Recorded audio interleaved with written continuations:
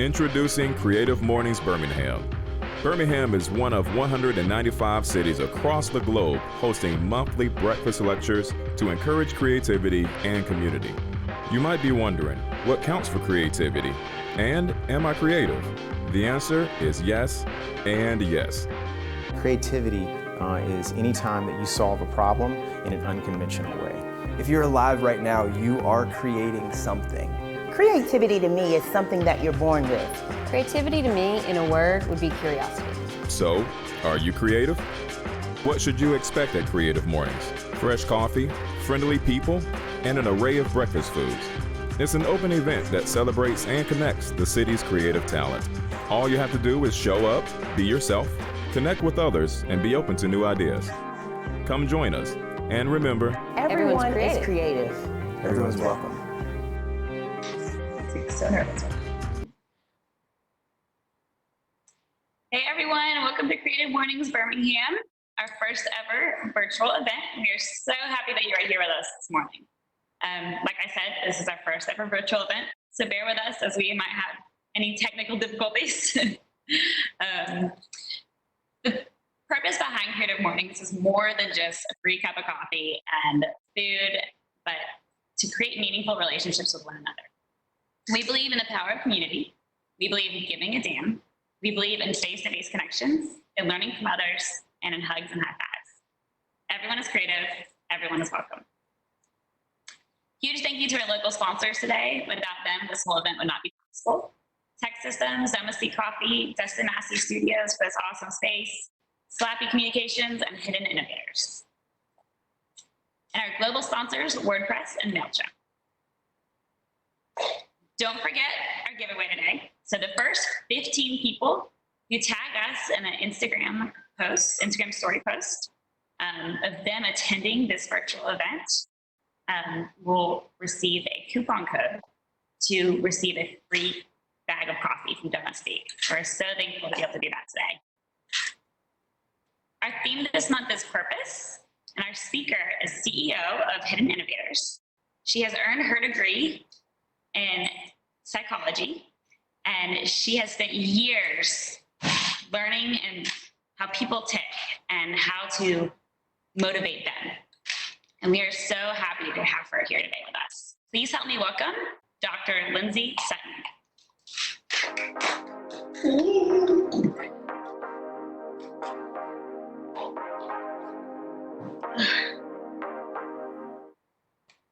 Hey, good morning. Thank you so much for joining me this morning and letting me kind of be the guinea pig for this first virtual Creative Mornings. To be fully transparent, when we agreed to kind of talk about purpose, it was not during a pandemic. So that, I feel like, if you are like me, has added a little bit of pressure and maybe some weight to this conversation, but I hope you'll hang in there with me. I hope you'll kind of bear with me that this is our first virtual. I kind of want to reiterate that. There's a dog in the studio. We're all practicing social distancing. But I hope you will tune in, get a cup of coffee, kind of enjoy this, and bear with me again, like I said. So I want to know, like right off the bat, where you are tuning in from. In the chat, in YouTube, I would love for you to just drop your city and state. Don't forget to tag them on Instagram Live, in your stories, because they are doing an amazing giveaway. So Domestic Coffee, come on, we could all use a little bit more caffeine during this time. But definitely start. I would love to know where you're tuning in from in the chats. So because this is our first event virtually, I wanted to start by talking about permission slips. And this is something Brene Brown kind of gave us a couple years ago. And I feel like since I've been at home, I've kind of switched from having my intentions every day and kind of setting my intentions every day to giving myself permission. And these are really opportunities for us to more intentionally be authentic and give ourselves permission to be brave, especially in difficult situations. And I would say a pandemic is absolutely one of those situations. So if you need a little bit of permission this morning, I would love to know, think about what you need permission for yourself this morning. I wanted to share with you mine. that just for today, I wanted to give myself permission to feel a little intimidated because talking about purpose in a pandemic is a little heavy. And doing this virtually, even though there's only a few people here, it is still a little bit nerve-wracking. I'm talking about something that makes me feel a little bit vulnerable because this is work and stuff I've been doing for years now. And I kind of want to give myself permission to not have all the answers because you're probably going to have questions, as we all do, especially when we talk about things like purpose. And I'm not going to have all the answers, and that's okay. Right? So I switched my intentions that I used to have to kind of permissions because I feel like it gives me a little bit of grace every day to show up how I need to show up for myself and for others. So think about what you need to give yourself permission for today. Now I encourage you to use this tactic with yourself, with your partners, with your family, and see what it does for you, because maybe you need permission right now to just show up and be present for 45 minutes as we talk about purpose. Maybe you need permission to take a nap later. Maybe you need permission to have Bailey's in your coffee this morning. Whatever it is, whatever it is, no judgment, but use permission slips. They're amazing. Okay, so for today, obviously we're talking about purpose. Big topic. Everybody's is different. Their path is going to be different. But here's kind of my goals for this talk, that I really want us to start asking how. I want to talk to you about social creativity and really what that is. And then I hope you'll walk away from this being a little bit more encouraged when it comes to finding your purpose, living your purpose, and being intentional. Okay, so I don't know about you, but since we have had the stay-at-home orders and we've been engaging in social distancing, I have been seeing a ton of content on how we can stay engaged, from Zoom to WebEx to Slack to Mural to Hangouts, Facebook. I'm seeing all this content on here's how you can leverage these tools, here's the processes you can put in place. And if you saw my goals, I kind of wanted to put process aside for a minute and make sure we're refocusing back on people. People really matter right now. And I just want to make sure that you know that my intent is to not necessarily focus on process, but to be very intentional about talking about people during this time. As you heard, Creative Mornings, if this is your first time, go ahead and throw it in the chat if you've never experienced a Creative Morning event. I would love to know if this is your first one, but if you've never heard of Creative Mornings, this is their manifesto, and this is really what they stand for. And I love that I'm here because this is exactly what Hidden Innovators stands for as well. That we don't think that creativity is some rare gift and it's only reserved for a few people. It really is a natural part of all of us. The issue is it just becomes blocked, right? And I hope this talk can help you realize a little bit on how we can unblock it and the value that comes when it's unblocked, right?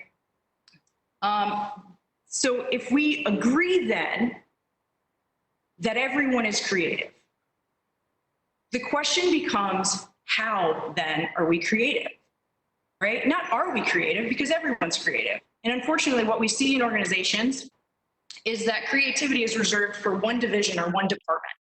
And I'm saying we need to shift how we think about it and say, okay, well, if I agree that everyone is creative, then how are they creative? Because creativity is going to be essential if we're going to talk about purpose, right?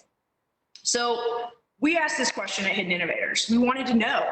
We spent the past 2 years iterating, talking to people, understanding, testing, doing the lit reviews, figuring out if we could find out an answer to this question on how people are creative. If we agree that there is creativity locked up in all of us, how does it get expressed, right? So here's what we found. We originally started with five types of creativity, right? That there was 5 potential paths. And where we landed through that 2 years of cycling and iterating and designing and iterating and testing was that there's actually 3. And these are your preferences to how you approach problem solving, right? So we have the tinkerer who builds first. We have a dreamer who imagines first. And then we have a sage who wants to learn first. So stop and think about that for a minute. We're going to talk a little bit more intently about them, but the wheels might already be turning as to which one you think you are. All right, so let's talk about it. Let's talk about the tinkerer first. Right, these are your builders. These are your doers. You might know them. They probably have a workshop at home. They're thinking through the steps on how to solve problems.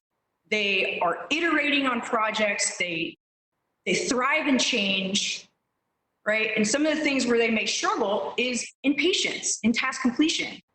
Tinkerers are constantly iterating that they might actually not get to the end of a project, right? It's never done.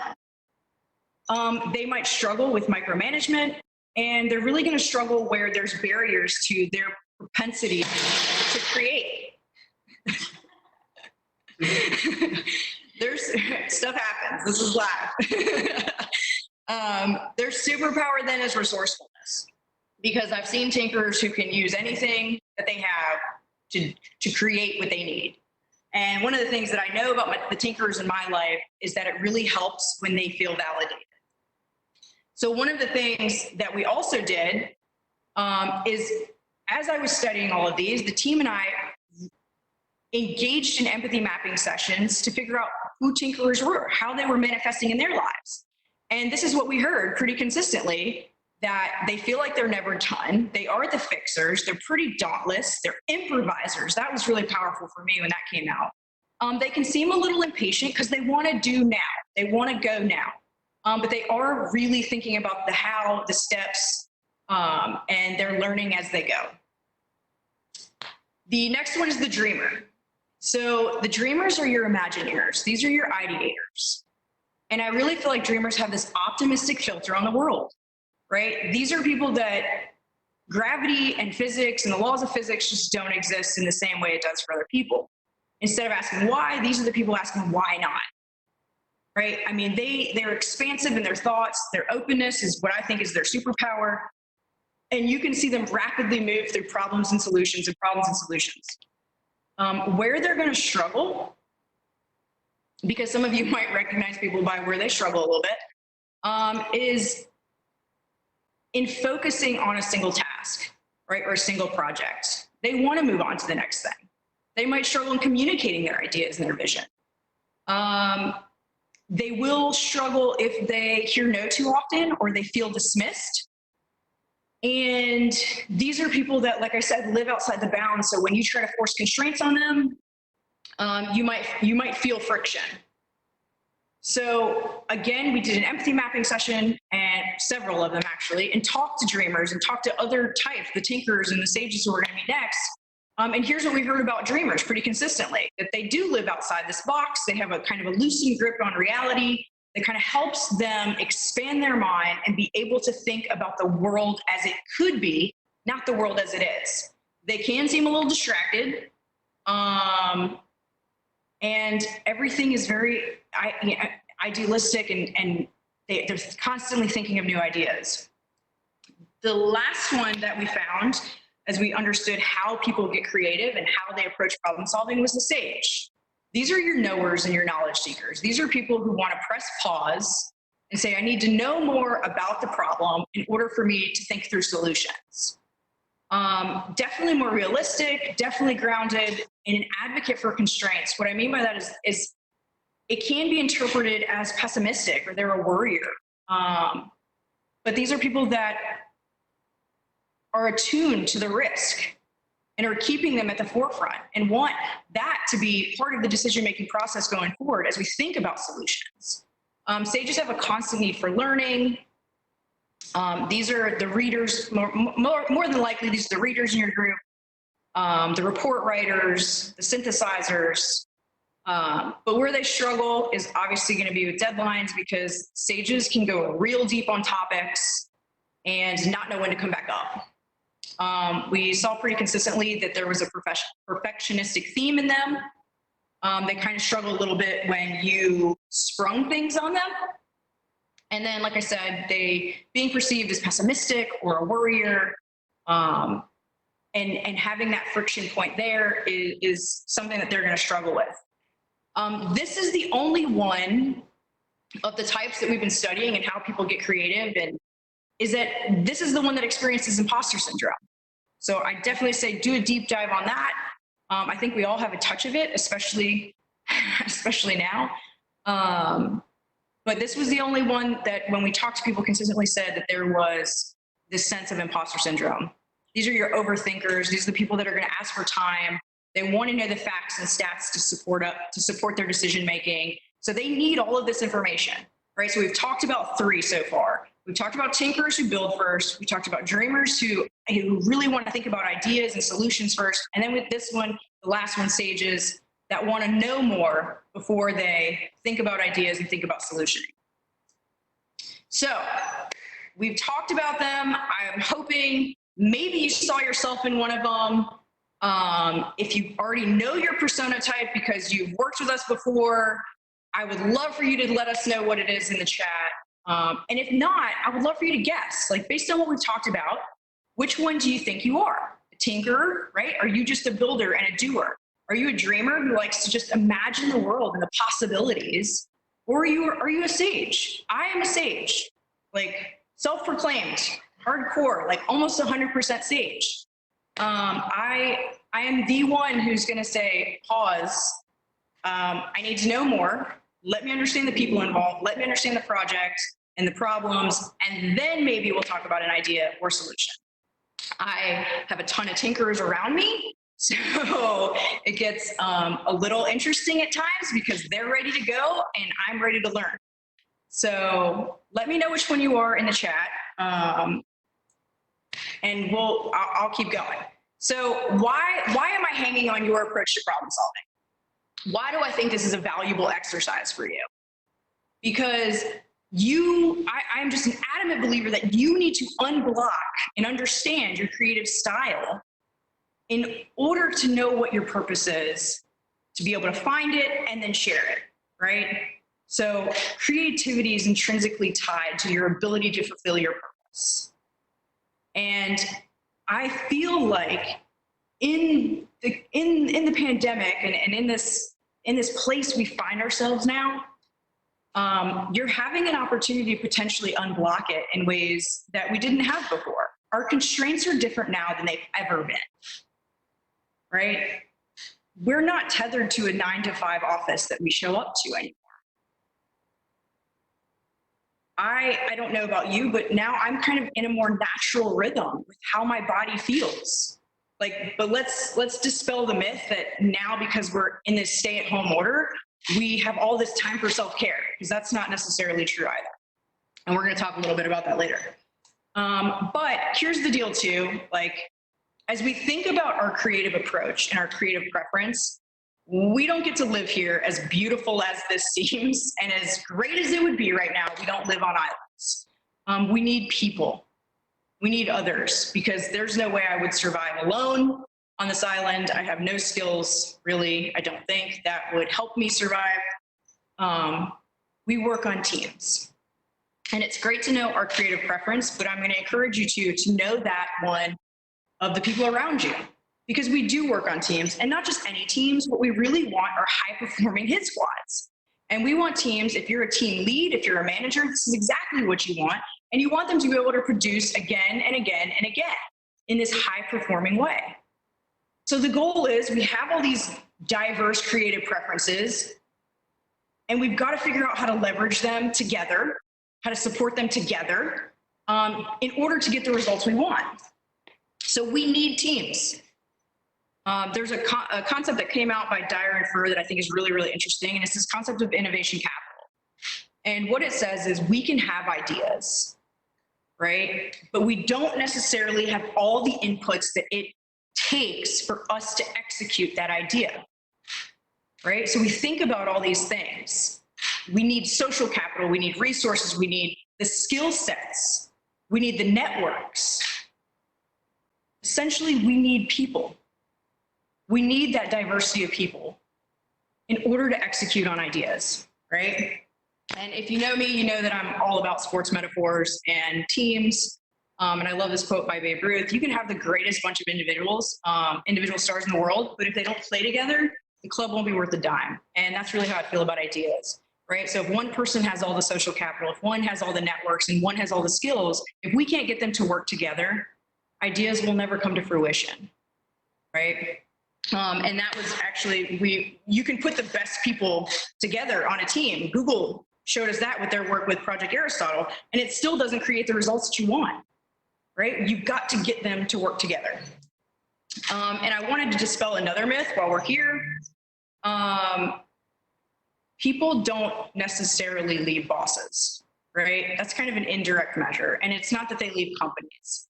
It's really that they leave teams, because it's in those micro moments with your team and the people and feeling validated and appreciated in the day-to-day that people walk away from. I don't want to spend too much time on that, but I want you to at least know that we as leaders can start managing down and making sure that everyone feels responsible and everyone feels validated and everyone's diverse preference is leveraged in the right way, right? One of the things that has been absolutely invaluable for me and my own team is knowing when we're doing group work versus teamwork, because it happens.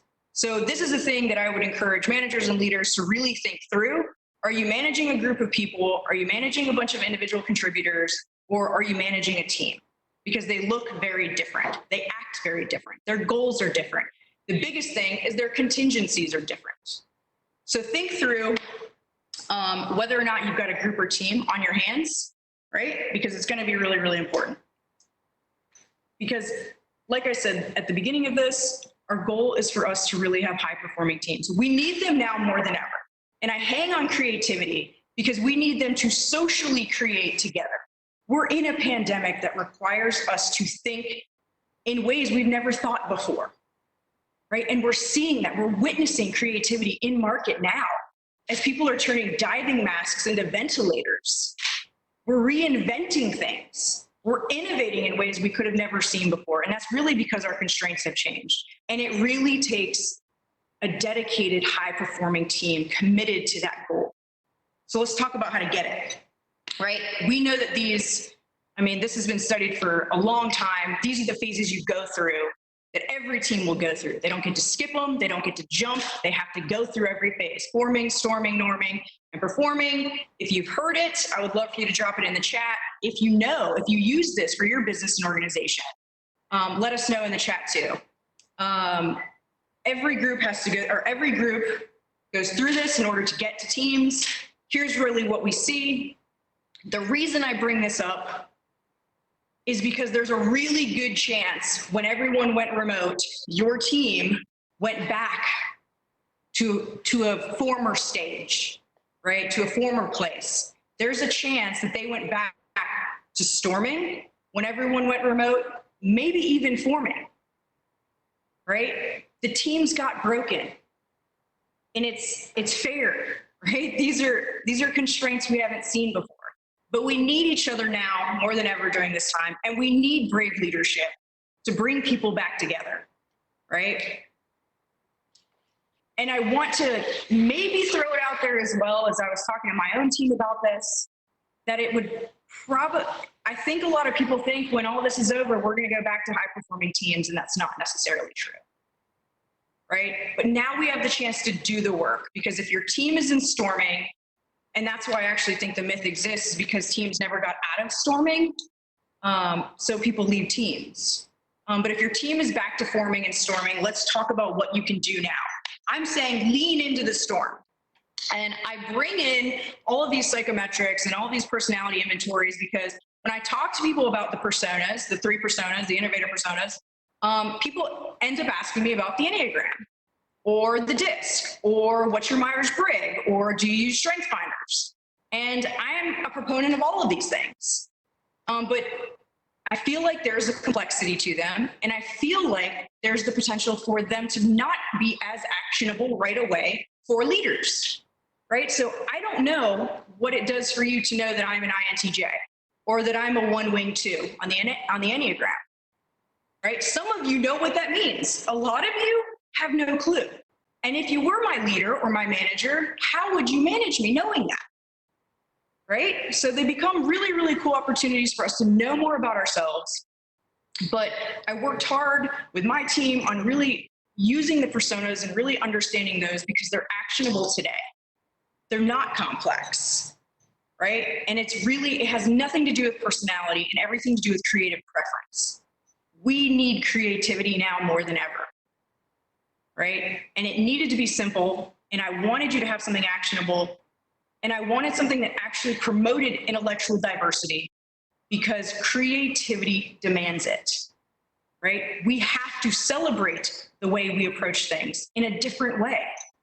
I want to hang on that for a minute because I have had teams when we worked in innovation and we've worked in on projects with them.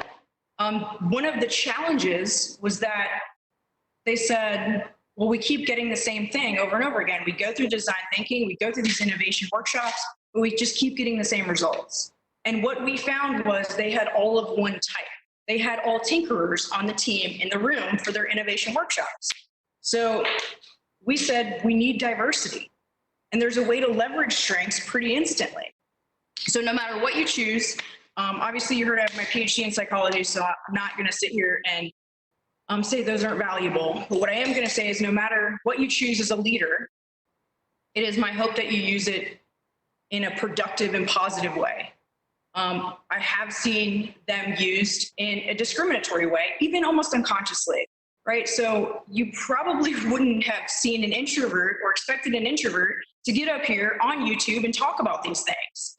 I am really nervous, but I feel like there's associations that knowing whether I'm an introvert or an extrovert might change the way you feel or act towards me. So we have these kind of unconscious biases that I just want all of us to be conscious of. And developing the personas, I thought it was a quick way for us to get past that and again, celebrate, develop, and discuss intellectual diversity. So I am really interested because our constraints on the environment have changed. If any organization is actually considering keeping a remote work policy. So throw it in the chat if there's even talk of it, or even if you would prefer, or if you've been enjoying working from home. I would love to know that too, because our constraints have changed. Like I said, the 9 to 5 is gone. We have this opportunity to really dig in and figure out a new schedule. So I am interested to know, if organizations are actually considering remote work and having a policy that would make it more intentional and permanent.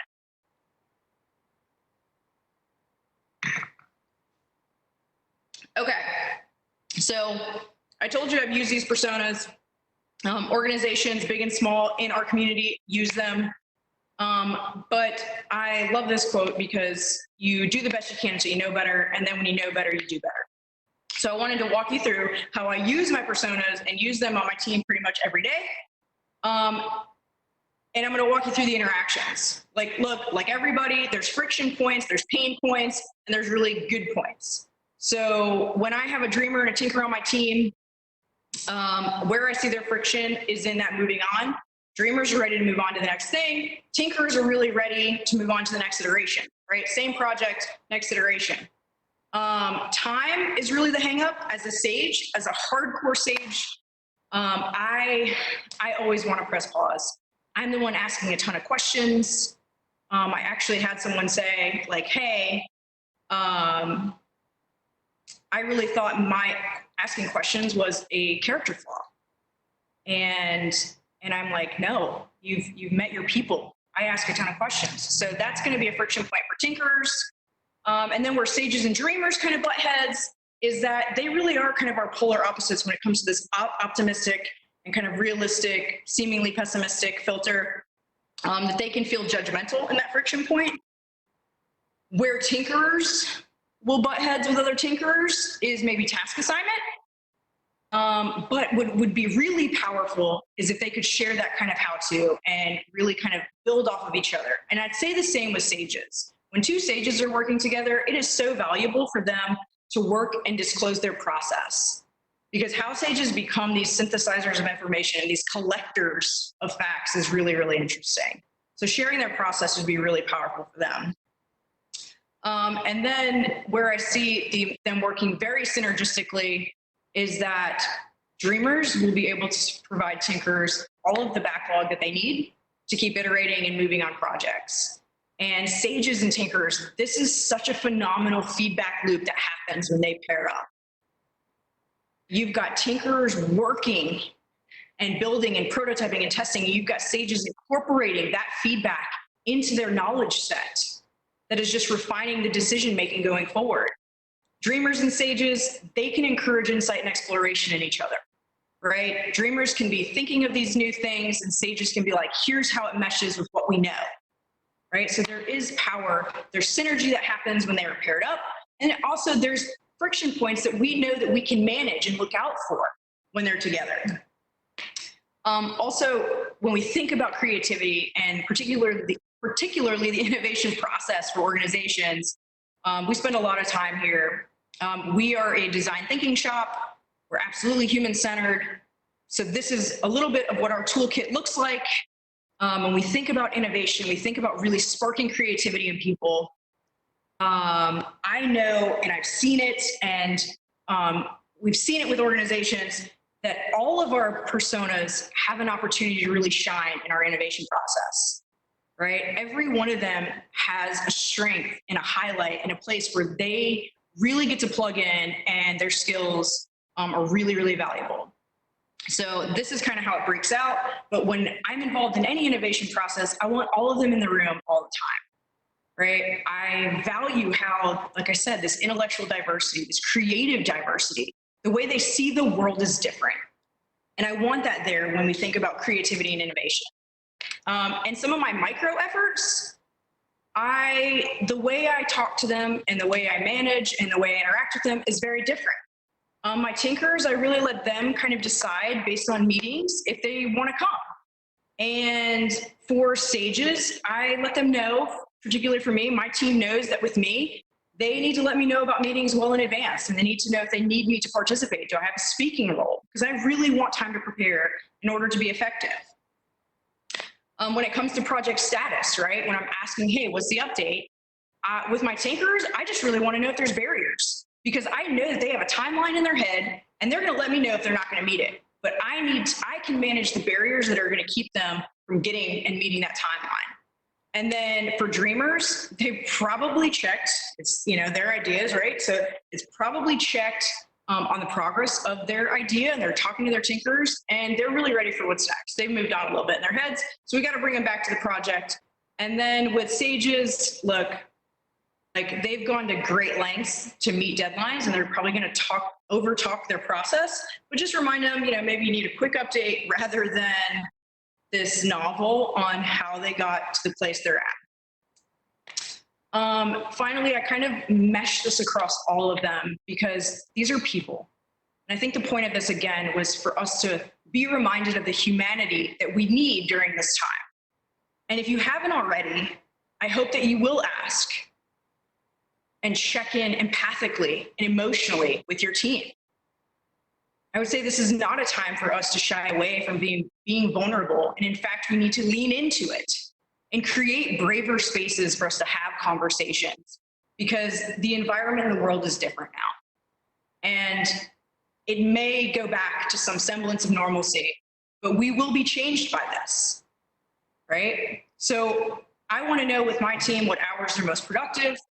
What does their home office environment look like? Are there ways I could be supporting them in that? What do they want communication to look like, right? Because I don't know about you, but Zoom calls are driving me a little batty. Everybody wants a Zoom call, and this space is not ready for Zoom calls all the time. We don't need them all the time, okay? So I want to know how people want to be in communication with me, and I allow them to kind of drive that as well. So think through this, and then really there's anything else that I want to know that I can help alleviate stress right? Because the goal for us as managers and leaders and team members, as we're supporting our teammates and our colleagues, is that we've got to understand them better. We've got to empathize with them better. And to do that, like I said, our constraints have changed. I've kept talking about that because our environment shapes our behavior. The people around us shape our behavior. We went from offices to home offices, or maybe you're at your kitchen table, or maybe you're on your couch, right? Your constraints are different. And like we've kind of talked about, this is the process for the team, that teams will go through. You might be informing and storming. You're doing great if you're performing now and there was no hiccups moving to remote work. But Eduardo Salas, we got the chance to go see him at a conference this year, which was amazing. And if you've never heard of him, this is the guy that is building teams all across the nation. He's the one putting them on space stations. And I don't know about you, but a team really needs to be in sync and work well if they're going to be trapped on a space station. But of all the things and all of the work he's done, of the 7 C's of teamwork that he puts out there, conditions are really the most important. As he said, he's like, you're going to ask me, it's going to come up, which one of these is most important? I said, I'm going to tell you now before you ask, it is conditions. You should know the conditions with which your team is working because they've changed. And it's time for us to have very honest conversations, regardless of their persona, regardless of whether they're introverts or extroverts, regardless of their Enneagrams. It is time for us to have these brave conversations, right? And that is no more true. That also came out of the Google Aristotle project, or the Project Aristotle, that psychological safety has become one of the instrumental pieces of team performance, right? So how are you allowing people to risk, to express risk, to potentially fail, and still recover, right? How are you letting them share? So we definitely want to consider psychological safety and the trust building you're engaging in with your teams, especially now, right? And then just kind of some general notes as I've been thinking about teams. This was work done by Gallup, and they did a survey. 30% of employees strongly agree that their opinions count at work. Only 30%, right? That's pretty provocative, only 30%. So what about their opinions now, right? When you're in these moments and having these Zoom calls, right? Are you making sure that everyone's engaged? Now would be a time, what I'm saying, to really lean into the conversations, these hard conversations, and do the hard work. Because right now, as we're going through a pandemic, the hard work and heart work is the same. And some of the things that I want you to consider as you're managing leaders and you're engaging with other people, even though we're in a social distancing place, is that we really do need to lean into what flexibility means. Think about communication, the way you're communicating, the tempo and the channel that's necessary. Obviously, as you've heard, as you probably guessed, I'm not necessarily for everything being a Zoom call. Think about alternative work hours. So I know now that I'm home more every day, I am getting back into this grad school space, unfortunately, and back into this natural rhythm of working really late at night. And that's where I'm really productive and really creative.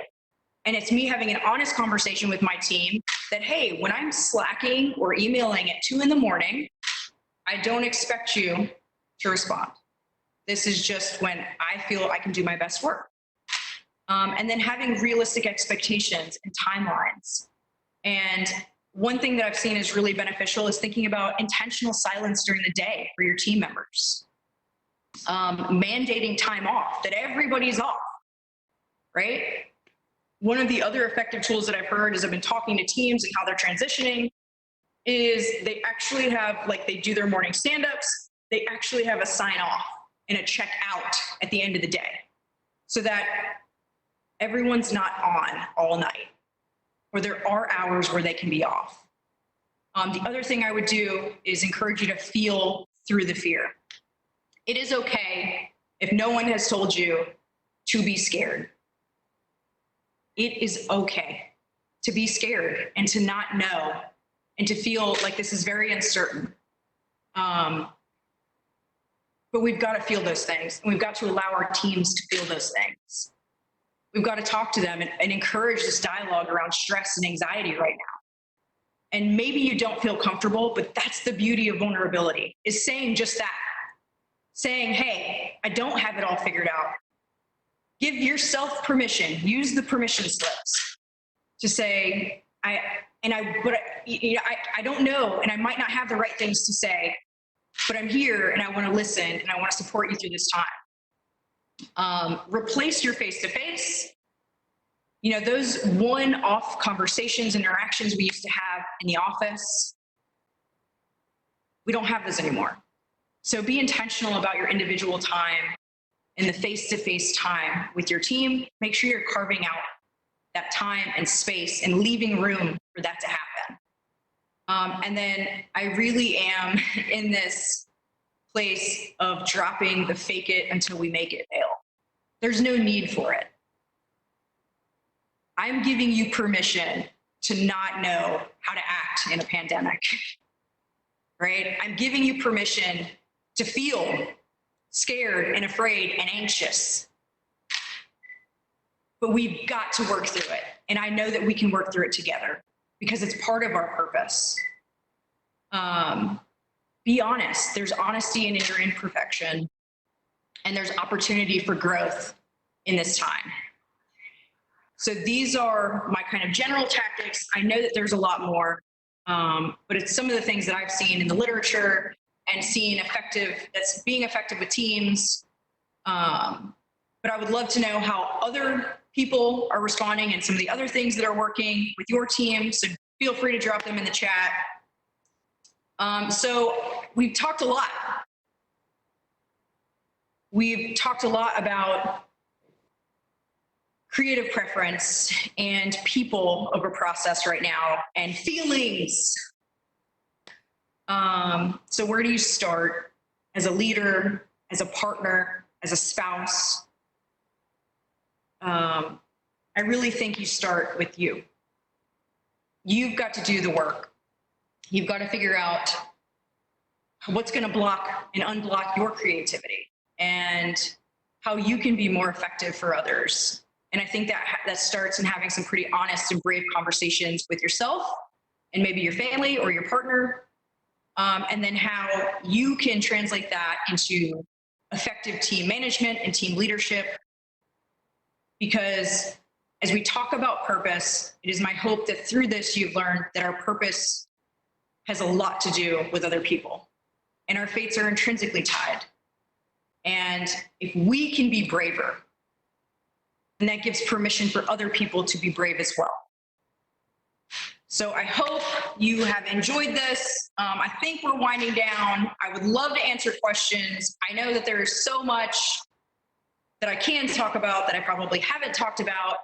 If you don't feel comfortable putting questions in chat, please email me. My email is on the screen. I would love to have conversations with you offline. So, okay, I think we're gonna do Madison. Yes. So our first question is, how can we better examine or understand how our environment may be placing constraints on us? Ooh, okay. Did everybody hear that? Okay. How can we examine how our environment is placing constraints on us? Okay, so you have new constraints. What I would say is the easiest way is probably to compare your pre-pandemic life to now your during pandemic life, I guess. We're not post yet. So I knew that, and I guess maybe this is the best way to kind of exemplify it. I knew that showing up at a 9 to 5 for me was actually not as productive. And it's like, I need to apologize to prior bosses and maybe teams because I know I was not productive at 9 a.m. in the morning. So now I'm actually watching myself kind of shift back, listening to my body more, sleeping, taking a nap if I can, being more accountable, having more open communication. But I'm actually slipping back into working really, really well in the overnight. So I'm trying to think through how I can not displace that new constraint I have as we kind of open the world back up and go back to maybe that normal 9 to 5. So constraints can be people, can be physical constraints in your environment, can be a shoddy Wi-Fi connection, can be financial, obviously, can be resources. So be thinking through the things that are shaping your behavior. That is what a constraint is. And that can be personal as well. That can be emotional. That can be, I haven't sorted it all out, right? Emotionally. Awesome. The next question is from Cypress Healthcare. Over time, as people grow in their careers, do people change creatively? Like, have you always been a sage, or did you develop into one? Ooh, I love that. Okay. This is really good. The question was, can people change over time creatively? So of the personas, we talked about tinkerer, dreamer, sage. This is your approach to problem solving. I have always been a sage. It is probably why I have degrees like people have kids, right? I have lots of degrees, and I stayed in school for a very long time because of that constant need for learning. I have seen people shift their preference for creative problem solving based on their constraints. And what I mean by that is, in doing the research and in talking to people, I have actually seen people say, look, I feel like I am a dreamer, but I'm a doer in this role because this is what it demands. So that's what I should have said then, and I'll say it now. Just because you prefer one doesn't mean you can't do all of them. And it doesn't mean you don't do all of them. Your environment brings out those qualities in you, right? So I can be a tinkerer, and sometimes when I'm surrounded by a lot of tinkerers, they want me to be a tinkerer. But it's really what the environment brings out in you. And there is an opportunity for you to be split on one or two, right? I have had a few people be equal. And it's really, they cycle through. They're a dreamer and then a sage, and then a dreamer and then a sage. And it really just depends on the project that they're working on. Awesome. The next question is great. From Chelsea. Hi, Chelsea. She asks, how can I lead more open conversation when those in leadership aren't initiating conversations or encouraging it? Woo, that's a tough one. I think it starts with you. And I think it's potentially having a side conversation with your leadership and saying, hey, look, there's some things happening, and I just really feel like we could have an open conversation about them. Getting support on a lower level and saying, hey, I think all of us really benefit from us trying permission slips or doing some of the container building exercises that Brene Brown really champions in some of her work. It isn't easy. These are hard talks, but I think if you start with heart, right? Start from that place of like, look, there's some underlying things happening on our team. There's some undercurrents that I feel like we could really benefit from if we got out in the open. So what you're asking is, how do I build psychological safety on my team? You've got to try, right? You never know if it can be there unless you try it. So it starts with these small things. It can start with you, and it can start with you even bringing the permission slip exercise to your next meeting and saying, hey, look, this has been difficult for everybody, but I'm going to give myself permission to, and start like that. And I'd like everybody else to maybe chime in too about what their permission is. Awesome. The next question is, do you know what your purpose is? Ooh, do I know what my purpose is? Okay. So I'm on this path with you. I think that's one of the things I need to say. Finding your purpose is a journey that you embark on every single day. And part of my purpose, I know, is sitting here with you, helping you figure out what your purpose is.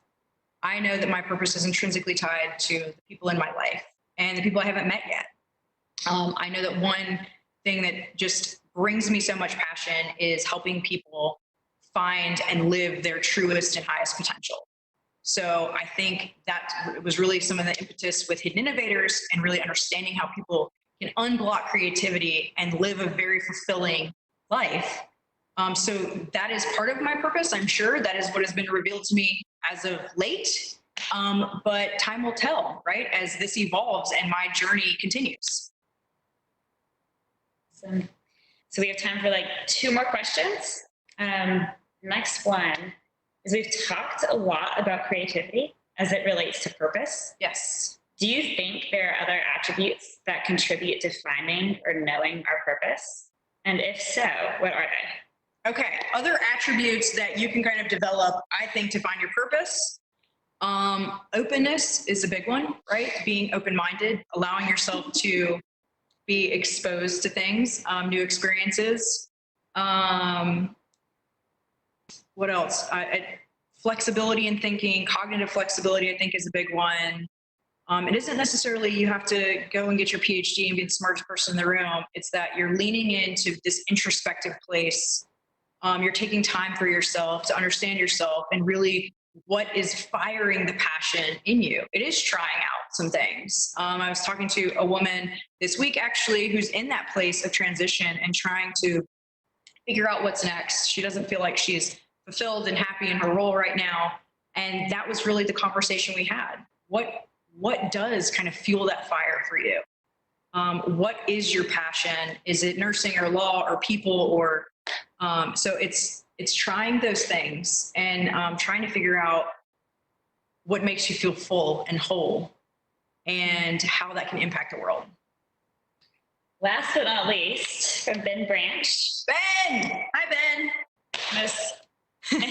This is a good one. It's a really good question. I'm a dreamer and a tinkerer. Ooh. Does that make me a drinker? Absolutely. I love it. Yes. Quarantine has any effect on us? Absolutely. Enjoy that quarantini, Ben. All right. All right. If we don't have any more questions, I have enjoyed this so much. Again, shoot me an email if there's anything we didn't cover. I love talking about this stuff. I will ask you what your communication preference is. We don't have to Zoom. Like, it doesn't need to be, we don't need to do this. But thank you again so much. Thank you to Creative Mornings for letting me be here. Thank you, Dustin, for this amazing space. And I look forward to continuing this conversation with you. And I would love to hear how you are figuring out finding and living your purpose. Social. Oh, yeah. I mean, you can find me, Two Ravens, that's where my old life was. That's probably where you know me. But you can always follow us on Instagram. Sometimes we do some very social happy hours on, right now they're virtual. But you can check them out on LinkedIn. So find me wherever you are. And we're going to go ahead and get all of this going. Now we're good. Bye-bye.